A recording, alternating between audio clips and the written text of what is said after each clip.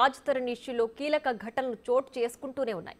తాజాగా లావణ్య ఇంట్లో చోరీ జరిగింది. సుమారు 12 లక్షల విలువైన బంగారు ఆభరణాలతో పాటు పలు డాక్యుమెంట్లు చోరీకి గురైనట్లు లావణ్య తెలిపారు.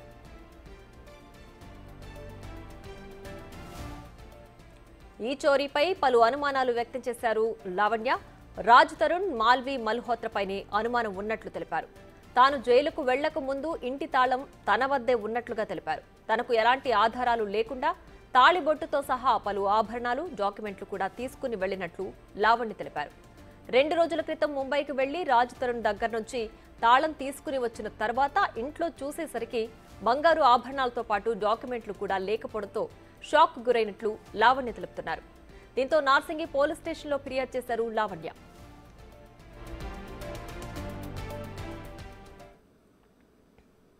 నేను ప్రిజన్ నుంచి బయటకు వచ్చే లోపటి రాజ్ ఇంట్లో నుంచి వెళ్ళిపోయాడండి.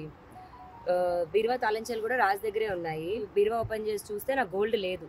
మరి మా ఇంట్లో మనిషికి అయితే అవసరం లేదు గోల్డ్ తీసుకోవాల్సిన అవసరం. కాకపోతే నేను ప్రిజన్లో ఉన్నప్పుడు మాల్వి 2-3 సార్లు వచ్చిందంట మా ఇంటికి. ఇంకా మాల్వి తీసిందనే ఉద్దేశంతో ఉంది. మరి అది రాజ్ తరుణ్ ప్రమేయం ఉండి జరిగిందా, రాజ్ తరుణ్కి తెలియకుండా జరిగిందా అన్నది మరి ఇప్పుడు పోలీసులు చెప్పాలి. నేనైతే కంప్లైంట్ ఇవ్వడానికి వచ్చాను. కీస్ లాక్ చేసే వెళ్ళానండి. రాజ్ తరుణ్ దగ్గర ఉన్నాయి. ఒక 10-12 lakhs గోల్డ్ అండి. నా మంగళసూత్రం అదే పుస్తల తాడు కూడా ఉంది అందులో. అదే ఒక 4 తులాలు ఉంటుంది. సో నేను ప్రిజన్కి వెళ్ళేటప్పుడు ఇంట్లోనే పెట్టేసి వెళ్ళాను. తాళంచెలు రాజ్ తరుణ్ దగ్గరే ఉన్నాయి. నిన్న కూడా రాజ్ తరుణ్ నాకు మళ్ళీ కీస్ ఇచ్చాడు. టోటల్ ఎన్ని కీస్ ఉన్నాయి మేడం? 2 sets రాజ్ దగ్గరే ఉన్నాయండి. ఆ సెట్ ఏదైతే ఉందో రాజ్ దగ్గరే ఉంది. మరి నా మనిషికి అయితే తన బంగారం తనకు తీసుకోవాల్సిన అవసరం అయితే లేదు. మరి ఇప్పుడు ఆ క్రిమినల్తో ఆవిడతో ఉన్నాక మరి కలిసి చేశారా లేకపోతే ఆవిడ ఒక్కతే చేసిందో తెలియదు. ఆవిడైతే వచ్చి ఒక 3-4 రోజులు ఉందండి ఇంట్లో. మరి ఇప్పుడు జరిగి మార్చి నెలలో కదండి జరిగింది. కాకపోతే మా ఇంట్లోకి వచ్చిన విజువల్స్ ఉన్నాయి, ఫొటోస్ ఉన్నాయి. మరింత సమాచారం మా ప్రతినిధి రాణా అందించడానికి సిద్ధంగా ఉన్నారు. రాణా, చెప్పండి, రాజ్ తరుణ్ లావణ్య కేసులో మరో ట్విస్ట్ అని చెప్పాలి. ఇప్పుడు దొంగతనం జరిగిందని చెప్పి కూడా లావణ్య ఆరోపిస్తున్నారు. ఎప్పుడు జరిగిందని లావణ్య చెప్తున్నారు? పూర్తి డీటెయిల్స్ ఏంటి? దాదాపు 3 రోజుల ముందు ముంబై వెళ్ళినటువంటి లావణ్య అక్కడ రాజ్ తరుణ్ని, మాల్వి మల్హోత్రని రెడ్ హ్యాండెడ్ గా పట్టుకుంది. అక్కడ నా రాజ్ని ఎందుకు తీసుకెళ్లామనేసి కూడా క్వశ్చన్ చేసింది. అయితే మాట మాట్లాడేటప్పుడు తన ఇంటికి సంబంధించిన కీసు, బీరువాకి సంబంధించిన కీసు ఏమైపోయాయి, ఎట్టుపోయాయి అనేసి అడిగినప్పుడు రాజ్ తరుణ్ నా దగ్గర ఉన్నాయని చెప్పినట్టుగా ఆమె చెప్తుంది. అక్కడి నుంచి తన బీరువా కీసు రాజ్ తరుణ్ లావణ్యకి ఇచ్చినట్టు, లావణ్య ఇటు హైదరాబాద్కి వచ్చిన తర్వాత దాంట్లో తనకు ఉన్నటువంటి ప్రాపర్టీకి సంబంధించినటువంటి డాక్యుమెంట్స్ కానీ, తర్వాత ఈ గోల్డ్ కి సంబంధించినటువంటి ఆర్నమెంట్స్ చాలా వరకు ఉన్నాయని, అవి ఓపెన్ చేసి చూస్తే ఒక్క ఆర్నమెంట్ కూడా లేకపోవడంతో ఆమెకి అనుమానం వచ్చి రాజ్ తరుణ్కి ఫోన్ చేస్తే ఫోన్ కూడా లిఫ్ట్ చేయలేదు. దీంతో ఖచ్చితంగా మాల్వి మల్హోత్రా గానీ రాజ్ తరుణ్ ఎవరో ఒకరిద్దరు తీసుంటారనే ఉద్దేశంతో కంప్లైంట్ ఇవ్వడానికి ఆమె వచ్చినట్టుగా తెలుస్తుంది. అయితే నేను జైల్లో ఉన్నప్పుడు అప్పుడు దాదాపు 3-4 సార్లు మాల్వి మల్హోత్రా ఇటు రాజ్ తరుణ్ ఉన్నటువంటి రూమ్ కి వచ్చినట్టుగా, విల్లాలోకి వచ్చినట్టుగా, ఆమె ఆ రూమ్ లోకి వెళ్ళినట్టుగా దాంట్లో ఉంది. నేను అదే విషయంపై నేను అడిగినట్టుగా ఆమె చెప్పినప్పుడు పరిస్థితి. అయితే తనకు సంబంధించిన గోల్డ్ కానీ, డబ్బులు కానీ, లేకపోతే ఈ డాక్యుమెంట్స్ కానీ ఇవన్నీ ఏమీ లేకపోవడము, ఎవరో తీసుకుపోవడం, ఖచ్చితంగా మరొక వ్యక్తి వచ్చే అవకాశం లేదు. కీసు ఖచ్చితంగా రాజ్ తరుణ్ దగ్గర ఉంది కాబట్టి రాజ్ తరుణ్ కు ప్రమేయంతో లేకుండా కానీ మాల్వి మల్హోత్రాని తీసుండాలి, లేకపోతే రాజ్ తరుణ్ మాల్వి మల్హోత్రాకి ఇచ్చి ఉండాలి. దాంట్లో నాకు మేమిద్దరు పెళ్లి చేసుకున్నప్పుడు నాకు అతను చేయించినటువంటి మంగళసూత్రం కానీ, నల్లపూసల దండ కానీ ఇవన్నీ కూడా దాంట్లోనే ఉన్నాయి. దాదాపు 4 తులాల దాకా కూడా అది ఉంది అనేసి కూడా లావణ్య చెప్తున్న పరిస్థితి కాబట్టి దీనిపైన పోలీసులకి ఆమె ఫిర్యాదు కూడా చేసింది. అయితే దీనిపైన ఎంక్వైరీ చేస్తామనేది కూడా పోలీసులు చెప్పారు. కాకపోతే రోజుకు ఒక ట్విస్ట్ అనేది కొనసాగుతూనే ఉంది. ఇప్పుడు తాజాగా దొంగతనం కేసు అనేది పెట్టారు కాబట్టి ఇప్పుడు దొంగతనం కేసుని పోలీసులు రిజిస్టర్ చేసి దర్యాప్తు చేస్తారా లేదనేది కూడా ఒక ఆసక్తికరమైన పరిణామం.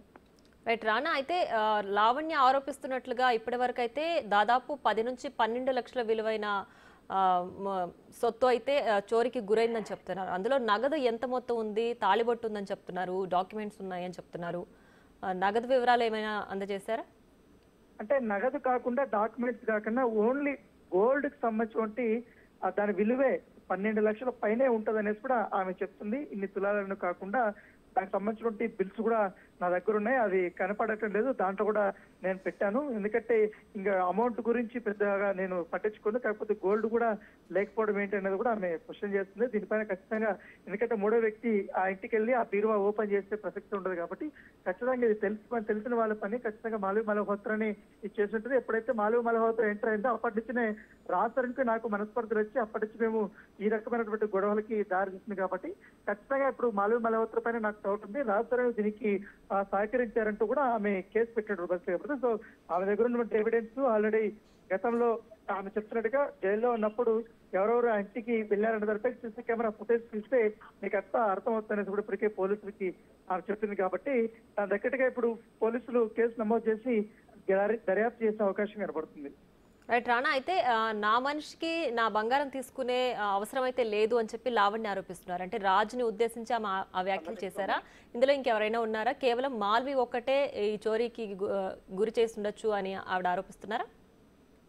అంటే లావణ్య చెప్పినటువంటి వర్షన్ ఏంటంటే మాల్వి మల్హోత్రా కావాలని రాజతరుణ్ దగ్గర ఉన్నటువంటి ప్రాపర్టీస్ ని డబ్బులు లాగేసుకోవడం కోసమే ఈ రకమైనటువంటి డ్రామాలు ఆడుతుంది. గతంలో కూడా యోగేష్ అనే వ్యక్తిని కూడా అతను ప్రొడ్యూసర్ గా ఉన్నప్పుడు అతన్ని పూర్తి స్థాయిలో రోడ్డు మీద తీసుకొచ్చేసి ఏకంగా అతన్ని జైలుకి పంపించేసి దాదాపు 4-5 సంవత్సరాలు అతను జైల్లో కూడా మగ్గిపోయాడు. అన్ని ఫాల్స్ కేసులు పెట్టి ఇప్పుడు కూడా రాజతరుణ్ దగ్గర అన్ని తీసుకొని రాజతరుణ్ అమ్మాయి నుంచి రావాలనుకుంటున్నప్పుడుగా కొన్ని కావాలని ఆమె బెదిరిస్తూ ఉంది రాజతరుణ్ సంబంధించిన అన్ని ఇప్పుడు మొత్తం మాల్వి మల్హోత్రా దగ్గరే ఉంది.